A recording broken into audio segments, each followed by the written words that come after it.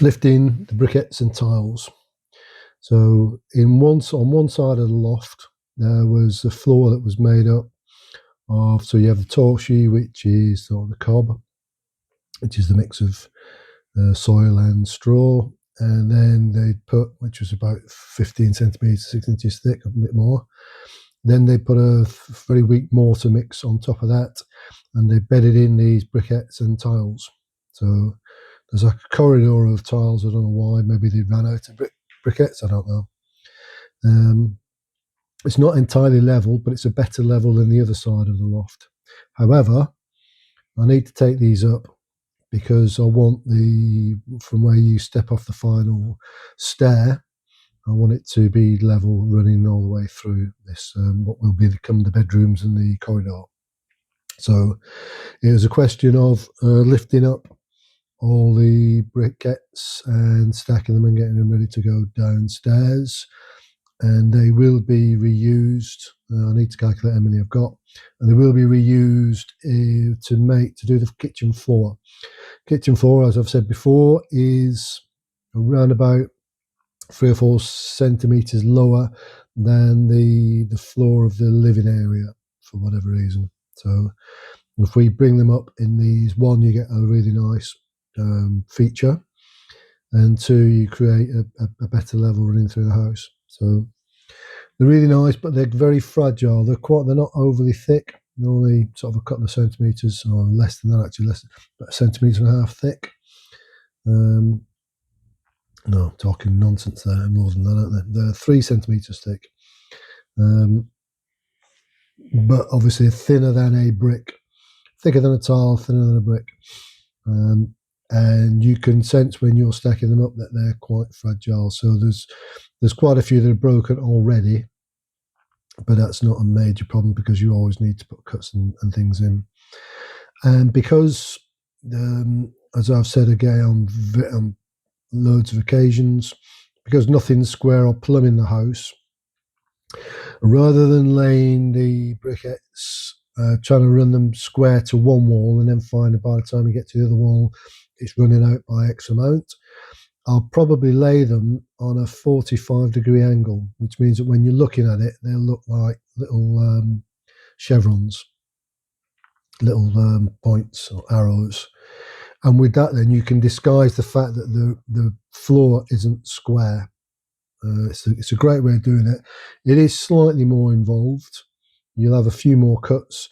I mean, if you're putting in a floor that isn't square anyway, you're going to have cuts, whether you cut them square, whether you cut them at a 45-degree angle. But if you are doing it at 45 degrees, sort of herringbone, people might call it, we used to call it herringbone, 45-degree herringbone when we were doing the block paving back in the UK. It's a great way of disguising the fact that nothing's square. And you get a lovely feature as well, because it's actually a more interesting pattern to look at than just 90-degree. And that way then, like I said, you're getting a much nicer finish, and you're disguising the fact that around the room it isn't square. So hopefully there'll be enough of that, and that way I can reuse a lot of the tiles that are broken to cut into the smaller cuts. And it's also a question of just giving them a clean off. Normally just use a chisel, cold chisel, or a bolster, and you just sort of rub the back of them, or maybe a wire brush, but the bolster will probably do. It's a fairly weak mix they've done here. Obviously they weren't looking at and needing to put anything into over substantial. I'd imagine back in the day they were only stacking maybe hay and stuff up in this area, so nothing of any great weight. And it's good that so you can see, I'm just pointing out there, this is all done at speed, but there's a difference between, sometimes you break the brick as you're lifting it up and you'll see it's like a clean cut that's been done on it. So the inside of it is nice and clean. And the ones that have been broken for donkey's years, when you lift them up, they're dirty because dirt and soil and stuff has got in. So you can't really see it from that quick clip because I've speeded everything up, but it was just showing you that you can tell when something's been recently broken or if something's been broken for a long time.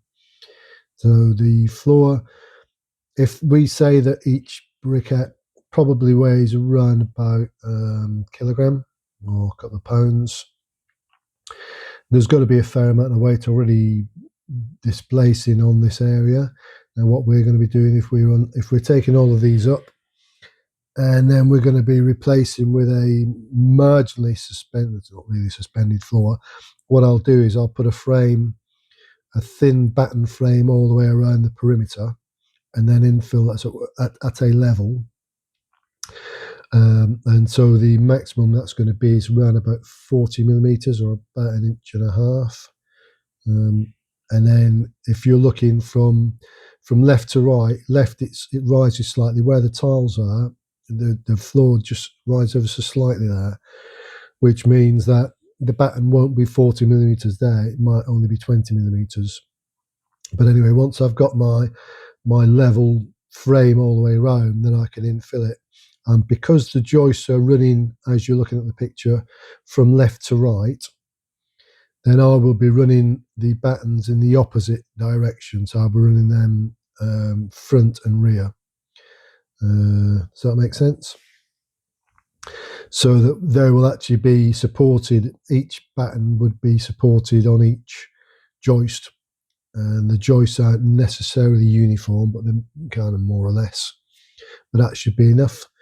And then I will lay the OSB panels down, which again should still be less weight than all these briquettes and tiles.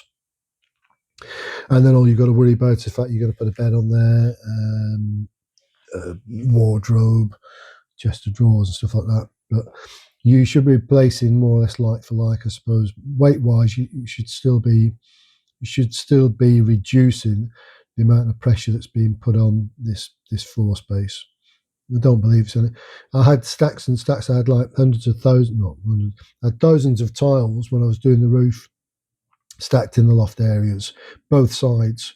This side where you've got the briquettes, and the other side where there aren't any at all, and it didn't pose any problems at all. When you look at the ceiling joists, they're quite enormous, and they are relatively close together. And there has been a tiny bit of attack with woodworm and stuff, but not enough to create a problem for the integrity of the beams. So it should work. It should work out fine, and it would be quite nice to set a level. And once you've got a level, then you can put the rails up and the uprights and get your plasterboard in place and insulation, and things really going to start coming together, which is quite nice. So very, very pleased after a relatively short period of time. I think we're sort of 3 months into the reno now. I think I've achieved sufficient for one person over that time, and I'm happy, really happy that I have managed to salvage so much stuff that was in and around the house, and reusing the if I say I'm going to use the briquettes in the kitchen, it might be that I could use the tiles in maybe the downstairs loo area, because the tiles are slightly thinner than the briquettes, and it'd be nice to again work out what sort of quantity I've got and what I could do with them, just to create a bit of a feature somewhere in the house. With those, I wouldn't be probably laying them if the floors are fairly level downstairs, as far as not too many humps and bumps. I'd probably use a more standard tiling adhesive to stick the stuff down, and then it's a question of working out what I'm going to do with the joints. These days in modern landscaping, you have, whereas at the old days we used to use sand and cement in between when we were jointing stuff.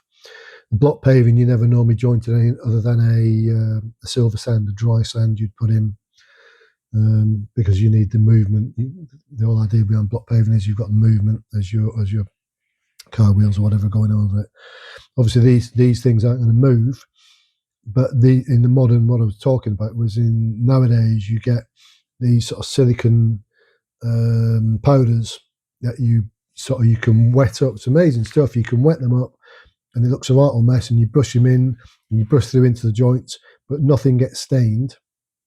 And then once you sort of keep brushing it off and it dries out, and it's meant to seal as effectively as sand and cement. Now, I don't know if that's the reality or not, but in a kitchen area like this, it wouldn't really matter, because if we do seal the joints afterwards, or we seal the entire floor with something to try and protect the surface, then that should be sufficient. So it's not going to be on an outside space where it's going to be attacked by the elements. So that shouldn't be an issue. And it's just the size of joints you will be using. The briquettes themselves, I believe, are something like 23 centimetres by 11 centimetres.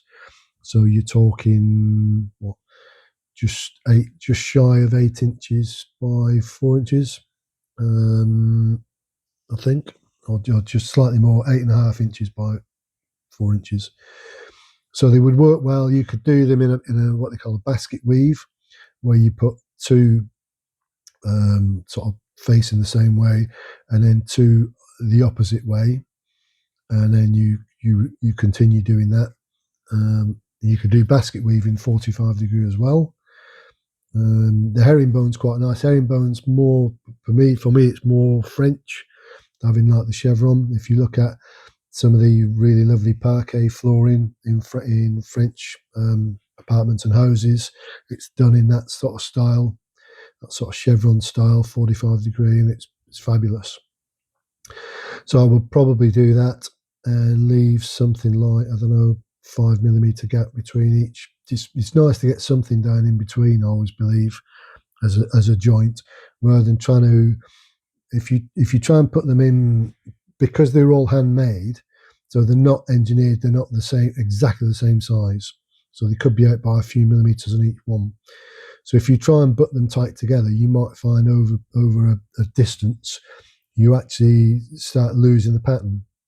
Whereas if you allow a few millimeters between each one, you can always adjust. So if you've got one or two briquettes that are marginally bigger, you can adjust the size of the gap down and ever so slightly, and that way then you retain a gap, but you retain exactly the right pattern, the right shape. So that's probably what I'll end up doing. Most of the top surfaces are fairly clean. There's an area of it which looked like some sort of greenish paint or residue had been put on it. Again, I've no idea why that was, but I'm assuming that would come up fairly easily. I wouldn't want to be using any sort of chemical cleaners on these. I think just everything you need to try and do by hand, and maybe just wash the top surface prior to laying them, and then obviously afterwards, just before you come to put a sealant on it, make sure it's all nice and clean. So it's nice. It's nice to be able to get these up, and again, like I say, we can work out how many I've got, how many I'll be able to reuse, what I can then do with the tiles, whatever I've got. And it's just, you're just building all the time, you're building character. I mean, the downstairs, all it had was linoleum in the front room, believe it or not. Linoleum, a few old rugs, and the kitchen, sort of the standard horrible 1980s, 1990s large blend beige tiles. So it'd be nice to get rid of those as well. Anyway, coming to the end of this video as usual. I hope you enjoyed it. Thanks ever so much for all your kind words of support.